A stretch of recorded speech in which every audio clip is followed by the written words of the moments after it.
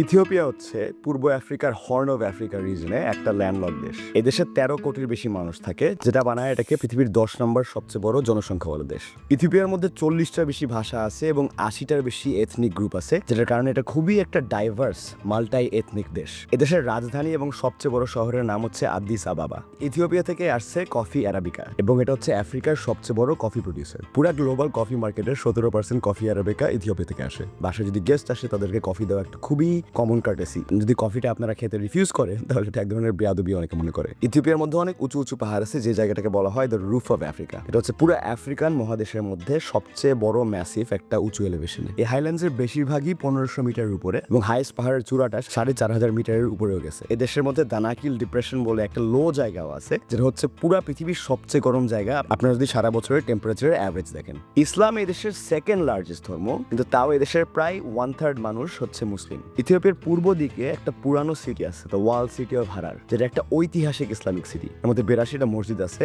যার মধ্যে 3টা 1000 বছরের বেশি পুরানো, এবং এই পুরো জায়গাটা একটি ইউনেস্কো ওয়ার্ল্ড হেরিটেজ সাইট। এই দেশটা খুব একটা ইম্পর্টেন্ট রোল প্লে করছিল ইসলামিক ইতিহাসে। ইথিওপিয়ার উত্তর দিকে একটা গ্রাম আছে নেগাস নামের, যেটাকে কনসিডার করা হয় পুরো আফ্রিকা মহাদেশের মধ্যে প্রথম ইসলামিক সেটেলমেন্ট। এদের সবচেয়ে জনপ্রিয় ট্রেডিশনাল খাবার হচ্ছে দরওয়া। এটা এক ধরনের স্পাইসি স্টিউ, যেটাকে বানানো হয় মুরগি দিয়ে, কিন্তু স্টিউটাকে ঠিক মতো বানাইতে 10 ঘন্টা লাগে।